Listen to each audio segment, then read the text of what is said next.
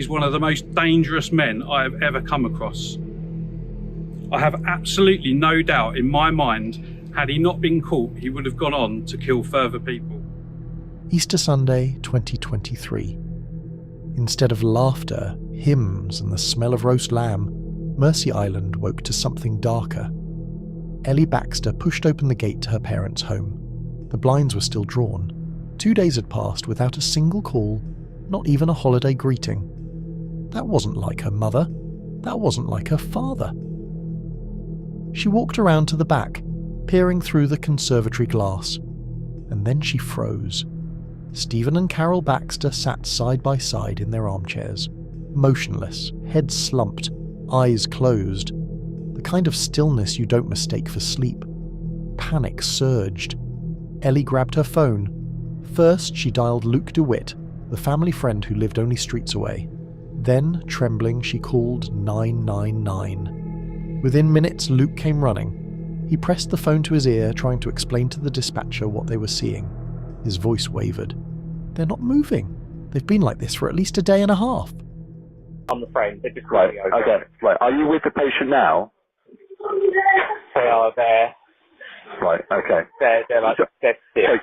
You're saying there, so just to confirm, how many people are hurt? Sorry, I can't hear you. Well, How many people require help, just to confirm? 2. I have to do one. Right. So I need to come outside. It's their daughter you can hear. Yeah, that's absolutely fine. So I'm all going to help you now. Just stay on the phone with me. Just tell me exactly what's happened from what you know, please, just so we can all go to the best day.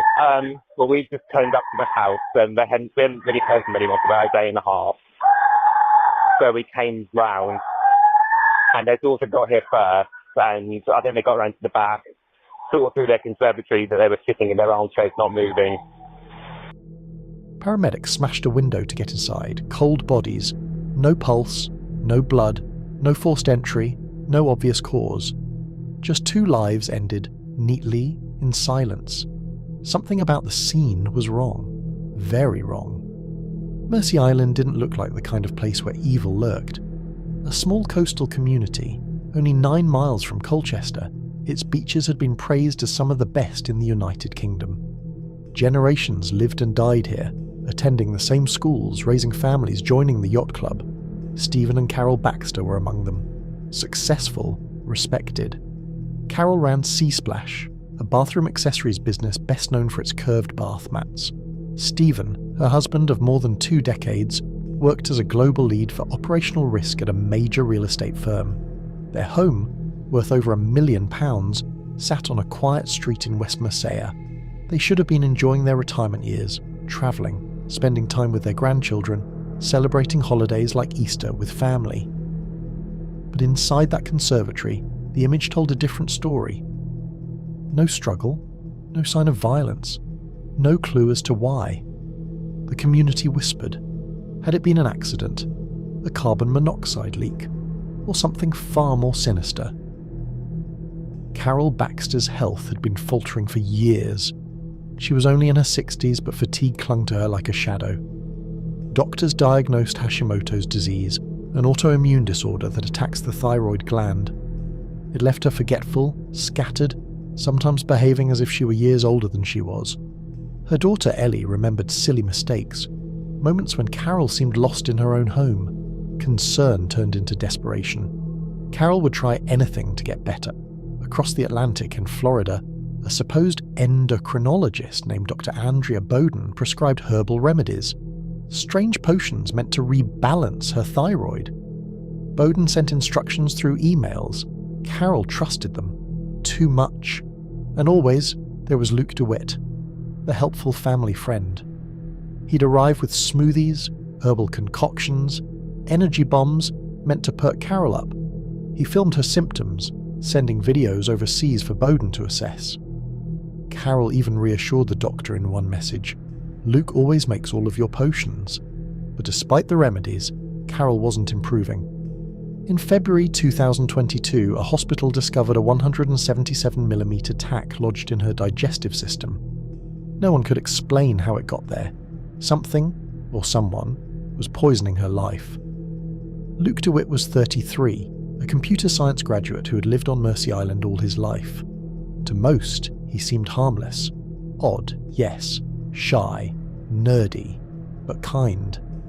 He volunteered at a soup kitchen, helped with the town carnival, spent evenings gaming or attending Comic-Con. To the Baxters, Luke was almost family. A decade earlier, he had redesigned their company's website.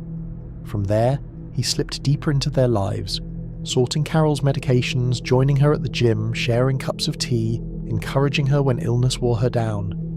Neighbours thought it was touching. Here was a young man, still living with his mother, caring for an older couple as if they were his own. The Baxters' children noticed his constant presence but brushed it off. Their parents pitied Luke. He was lonely. He was nerdy weird. He needed company. What no one knew then was that Luke's help came with strings, invisible ones. Strings he was quietly tightening. Because Luke wasn't just a helper, he was watching, recording, and planning. At first, detectives suspected a silent killer. Carbon monoxide. The windows were thrown open, the house aired out, but monitors revealed nothing. No gas leak, no accident.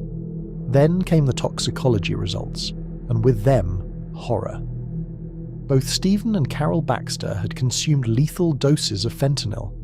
In the United States, fentanyl fueled an epidemic. But in the UK, it was rare, a drug reserved only for terminal patients in extreme pain. Carol wasn't prescribed it. Stephen wasn't prescribed it. So how had it entered their bodies? Pathologists found more. Carol's system contained dangerously high levels of promethazine, an over-the-counter sedative. The combination of the two drugs wasn't an accident. It was a cocktail designed to kill. The Essex police officially opened a murder investigation, and in the quiet streets of West Mercia, a chilling question spread. Who would want the Baxters dead? The first cracks appeared in the family's grief when they went through the house. Hidden among the Baxters' belongings was a short 5-part will.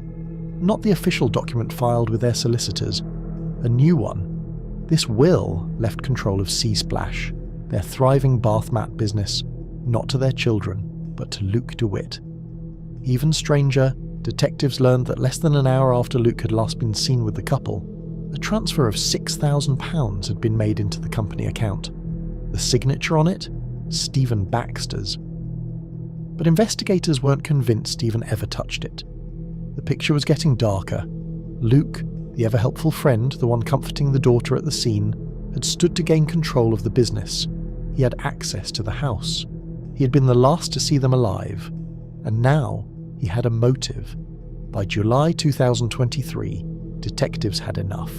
The will was fake, the money transfer suspicious, and fentanyl patches had been traced back to Luke's late father, prescribed during his cancer treatment. When police searched Luke's bedroom, they found opened capsules, leftover patches, and even a box of tacks, just like the one once discovered in Carol's body. The quiet neighbour wasn't a helper, he was a predator. On a warm summer morning, Essex police knocked on Luke DeWitt's door. The officer's words cut through the silence. "Luke, you're under arrest on suspicion of murder." The reason we're here today, mate, is I'm going to have to arrest you, mate, alright? And that's on suspicion of murder. Alright, as part of a police investigation, you've been identified as being a suspect in relation to the deaths of Caroline and Stephen Baxter, 27th to 9th of April, 2023, alright? Okay. So that means you don't have to say anything, but may harm your defence. If you do not mention any questions, something you may later on in court, anything you do say may be evidence. So we'll be taking you up to Chelmsford custody, and then there'll be a process from there, mate, alright? He was sentenced to life,